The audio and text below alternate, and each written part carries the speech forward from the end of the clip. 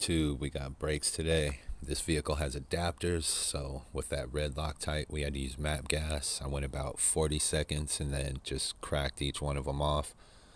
Once you get them heated up, that red Loctite will kind of come off. Tools: 13mm, 19mm electric ratchet and C-clamp to push the caliper slides back in. If you're not doing rotors, these 19mm right here you won't need to worry about. If you're just doing brake pads, you can just take off the 13s and move on this vehicle.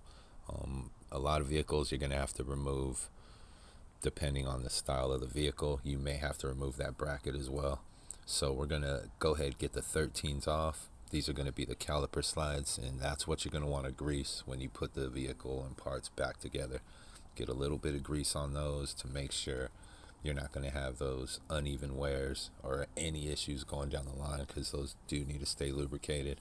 Now, because I'm taking off the rotor, again, these 19mm are going to come off, so extended ratchet to make it easier, and then electric is going to speed things up.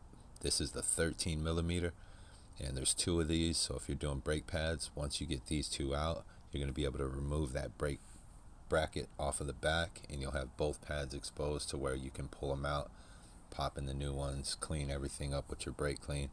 These are the 19mm. We'll pull these out, get those bolts cleaned up, and we're going to top those off with a little bit of blue Loctite when we put them back in. We won't go with red, just so they're not seized in there.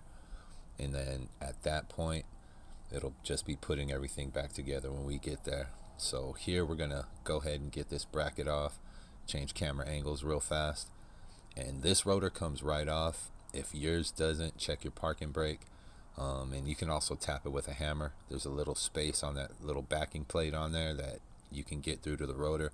You'll just want to tap it, spin it, tap it, spin it. Clean that packing grease off of that rotor, so spray it down with brake clean. We're going to clean these bolts up. Again, blue Loctite on the way back in, just to make sure you don't seize those in there for the next brake job.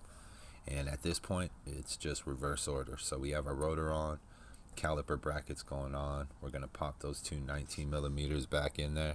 Once we get those in, at that point, because we're doing new brakes, again, new rotors, we'll pop the new brake pads in, and this will take you through like a regular brake job at this point. If you didn't do the rotor and you just pulled the 13s out, you would be at this point. So greasing up the caliper slides, sometimes air gets in there and you're going to see they're kind of sticking out. If you're pressing it and it's pushing itself out, a little pick, just lift that edge and it'll allow that air to seep out, and you'll feel that caliper slide go right back in there. Do that, you're good to go. Put the bracket on. My bad about this angle. I was trying to let you see that backside, because sometimes it's a little hard to get it in. You'll want to put the bottom in first and then just press the top in.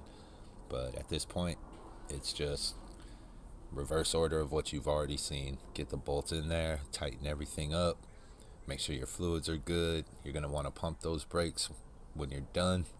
Make sure your calipers and everything are pressed in. Make sure those brakes are working, and then you're good to go. Get your tires.